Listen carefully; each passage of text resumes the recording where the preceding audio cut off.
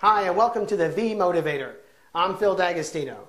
For more information about me and the programs that I do, please go to my website at bemotivated.com. That's B as in Bravo, E, motivated.com. Or write me directly at my email address, Phil, P-H-I-L, Phil at bemotivated.com. Today we're going to talk about 4, 5, and 6 of the 6 questions to help us stay focused and get more done. In the previous installment of the V Motivator, I discussed the first 3 questions. As a review, let's go over them again. Number 1, what do I got? What's really going on in what I will call behavioral language? We'll talk more about that in installment number 3. But what's going on with behavioral language? That means no metaphors, interpretations, verbs of being, and add-ons, like the additional adverbs and adjectives you don't need to really describe the situation. Number 2 is the so what question. So what if this is going on? Why is that a problem for me? What is it about the situation that has been described that makes it problematic and not just an is, not just something that is in existence? And question number 3, the onus, O-N-U-S, is on the onus, O-W-N-I-S, that is the onus, the burden, the weight of the responsibility is on the one who needs it solved. The onus is on the onus. So if a person comes to you and says, I don't like this and here's the reason why, then the onus of coming up with a solution is really on that person. So what would fix it? Here's a couple of questions you might want to find a very nice way to ask. You see, for me, I'm a little too blunt in some people's view, but it goes like this. Number 1, so why are you telling me about it? And I see that really hits people wrong. But, you know, it's a great question. Why are you telling me? There has to be an answer to that. You know, if you're a supervisor or a manager and they come to you and say, Shirley said this or Jonathan did that and this is what happened and this is why and I don't like it and blah, blah, blah. And you're looking at this and they come to you. The question is, okay, so now you came to me for a reason. I'm here to help. What do you think I can do? You see, that's another way of asking, maybe a little nicer, but it's another way of asking, why are you telling me? So find a way to do that. And question number 2, what do you want me to do about it? See, that's another one. So what do you want me to do? You can go, what do you want me to do about it? Well, find your nice way of asking, what exactly did you think I could do that would be helpful? Or have you thought it through and you know what you want out of this? And they say yes, and they tell you what question number 3's answer is. You know, what do I want instead? And they tell you. And you say, okay, that's fine. How do you see that I can help you? You see, all the responsibility is now on them. You're a manager, you're a supervisor, mom, dad, husband, wife, girlfriend, boyfriend, just a guy down the street. If you're one of those people and someone's brought a problem to you, they have the problem, not you. Your problem is you have someone now talking to you with a problem. Someone that could be working or someone that could be holding your hands and giving you a kiss. One of those or something else in between. Somehow your problem is that they're upset, but their problem is the circumstances.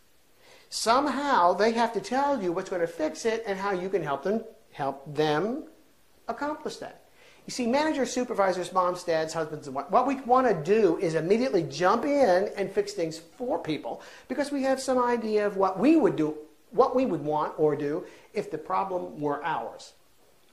But the problem isn't ours, and very often what we wind up doing is playing karate. Well, what about, and the next thing you know, everything you suggest or everything you want to do, they have something problematic with it. I call it the yabbits. You have the yabbit that comes along and they say, well, how about this? And they go, yeah, but that's not going to work. Well, how about this? Yeah, but I tried that before. Yabbit, yabbit, yabbit. So what we want to do is we want to forget about it, put the responsibility on them to start with, say, bring something to me, and then we'll work on it together. Questions number 4, 5, and 6. Number 4.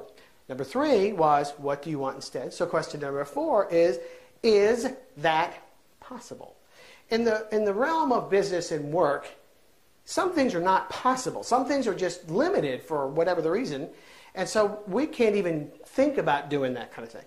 But in the world of relationships, some are possible, but some are also possible but not reasonable. And so in the is it possible question is also, is it reasonable?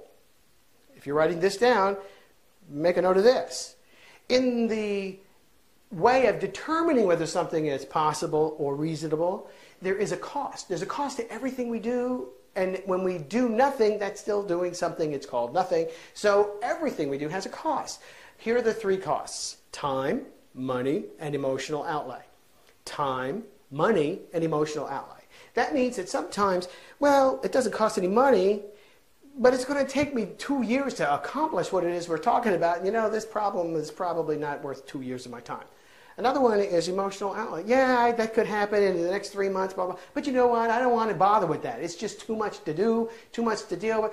There's always a cost. So number 4, is it possible or reasonable, and at what cost? Number 5, what's the plan that'll make that happen? Number 1, what's going on? Number 2, why is that a problem? Number 3, what do I want instead? Number 4, is it possible or reasonable, and to what cost? Number 5, what's the plan that would make that happen? The plan, again, falls on the responsibility for it falls on the person with the problem. Now, as a manager, supervisor, as a husband, wife, girlfriend, boyfriend, family member, mom or dad or whatever, we can be there to help them, you know, find the answer to the question, what might be a plan? We can make suggestions or whatever, and then get their commitment to it, and then we can help them implement it. But that's the point. The point is, we have to have a plan. And then number 6, question number 6, which is extremely important. Number 1, what's going on? Number 2, why is that a problem? Number 3, what do I want instead? Number 4, is it possible or reasonable? Number 5, how do we get there? And number 6, how do we know when to stop? How do we know how to measure our success so we know when it's done? If you're writing this down, number 6, how will I know when I'm finished? Number 6, how will I know when I'm finished? There are several reasons why number 6 is critically important and extremely important, if not even pivotally important, when dealing with other people.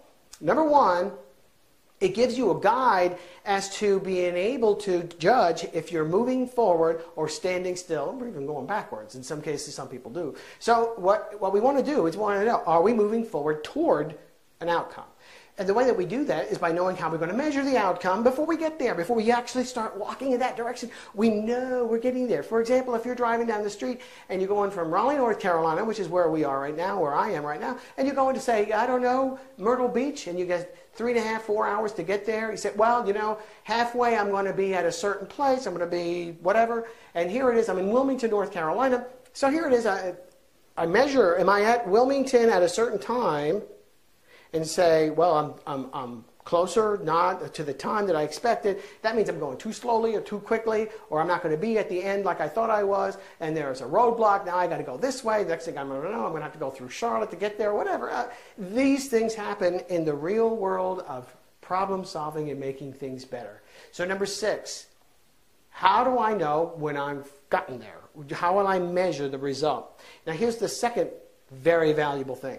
That other person over there that you're working with, if it's a problem with another party, like a conflict resolution, that other party then can measure their success, and they don't require your saying how they're doing. How am I doing, Mom? How am I doing, Dad? How am I doing, boss? You say, well, if the boss said to you, here's how I'm going to measure success, you can measure success. That's motivational. That's empowerment. You see, that person now is empowered because that person knows without your telling them what they need to know in order to judge whether they're doing well or not.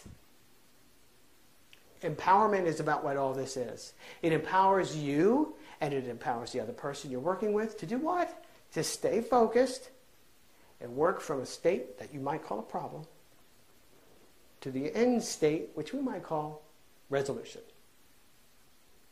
Well, that's today, and I appreciate your coming in to listening to me for the 6 questions of how to stay focused and get more done.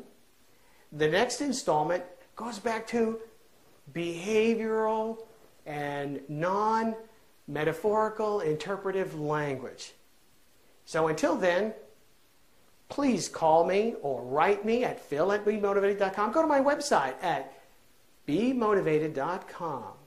And I look forward to seeing you on my computer screen. In the meantime, thank you for tuning in and have a truly positive day.